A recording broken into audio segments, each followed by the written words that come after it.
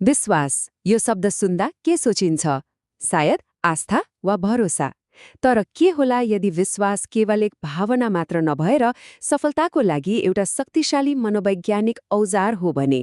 आज हामी यही अवधारणालाई गहिरिएर हेर्नेछौँ। विश्वास नै सबै धन आर्जनको सुरुवात हो। सुन्दा अलि बढाइ चढाइ गरे जस्तो लाग्न सक्छ, होइन त?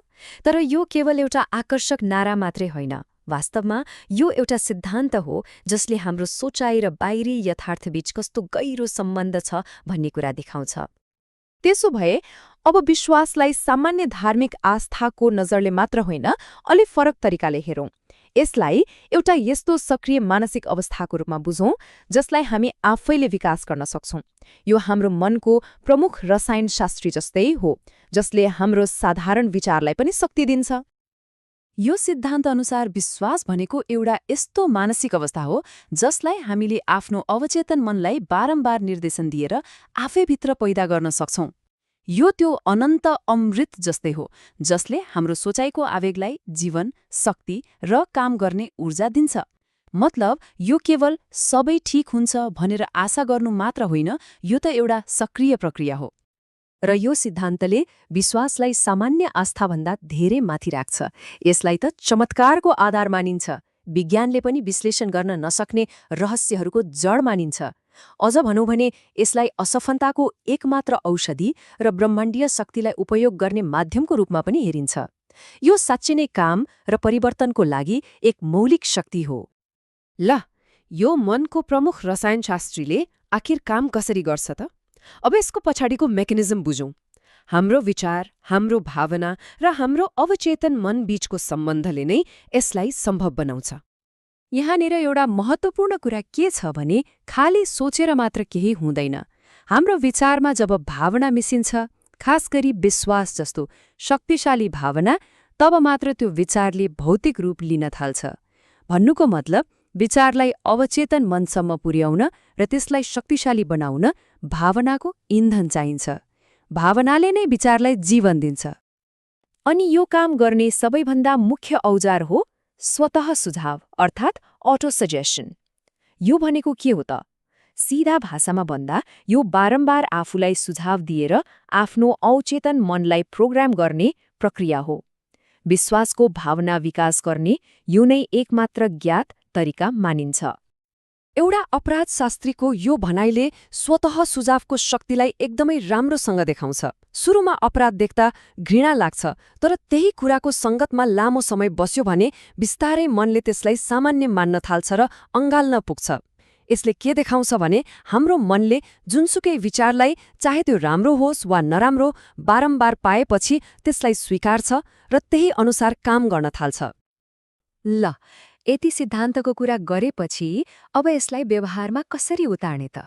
यहाँनिर एउटा 5 चरणको सूत्र आउँछ जसलाई आत्मविश्वास सूत्र भनिन्छ। यसले आफ्नो निश्चित लक्ष्य हासिल गर्न चाहिने आत्मविश्वास कसरी बनाउने भन्ने विधि सिकाउँछ। यो सूत्रका 5 वटा चरण छन्। पहिलो, आफ्नो लक्ष्य हासिल गर्ने क्षमता आफूमा छ भन्ने कुरामा दृढ रहने र त्यसको लागि निरन्तर काम गर्ने। दोस्रो, आफू कस्तो बन्न चाहने हो त्यो व्यक्तिबारे हरेक दिन आधा घण्टा सोच्ने। तेस्रो, स्वतः सुझाव प्रयोग गरेर हरेक दिन 10 मिनट आत्मविश्वास बढाउनमा लगाउने।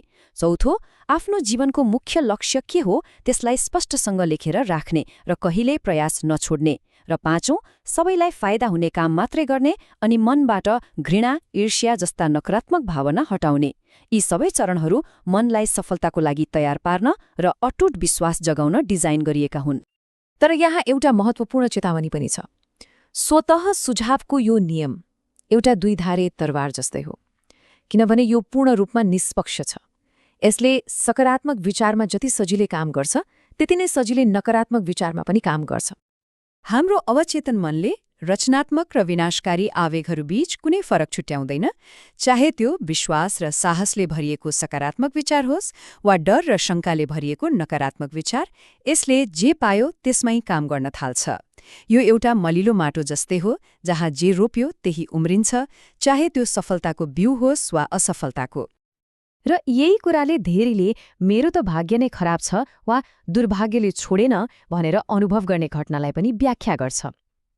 जब कोही व्यक्ति आफूलाई गरिबी र असफलताको लागि नै बनेको हुँ भनेर सोच्न थाल्छ, ऊ वास्तवमा आफ्नै नकारात्मक विश्वासले आफ्नो दुर्भाग्य आफै सिर्जना गरिरहेको हुन्छ। किनकि अवचेतन मनले त्यही नकारात्मक विश्वासलाई नै वास्तविकतामा बदलिरहेको हुन्छ। यो भनाइले यसलाई अझै स्पष्ट पार्छ।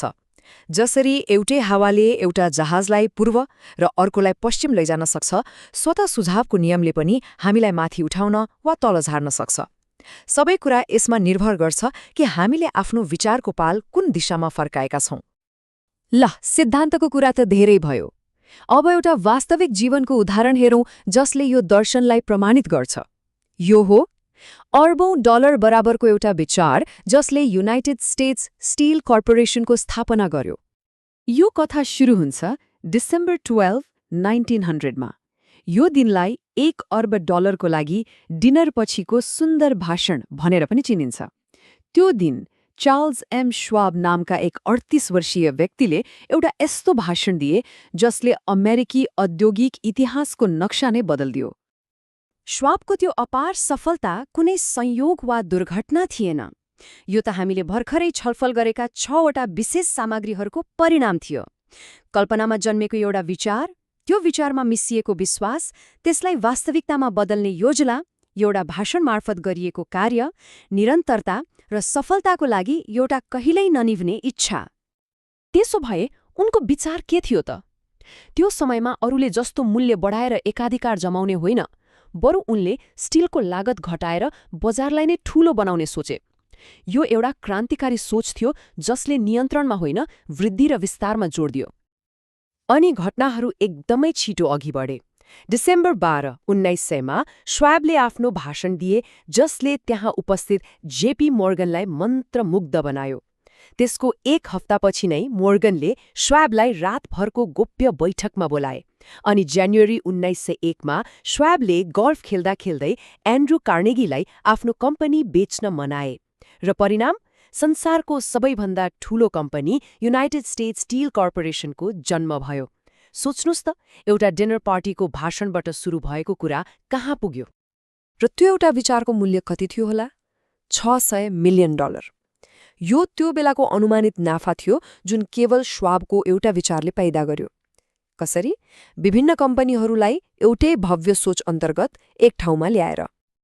यसबाट बुझ्नुपर्ने मुख्य कुरा के हो भने युएस स्टिलको त्यो विशाल सङ्गठन, त्यो ठूला स्टिल मिलहरू र उपकरणहरू, ती सबैभन्दा पहिले एक व्यक्तिको दिमागमा बनेको थियो।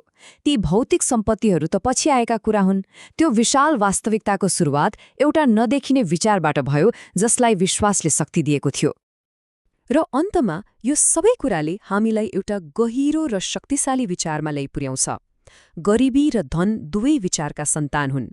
यदि यो साँच्ची नै सत्य हो भने एकछिन सोचौं त, हामी आफ्नो दिमागमा कस्ता विचारहरूको खेती गरिरहेका छौं।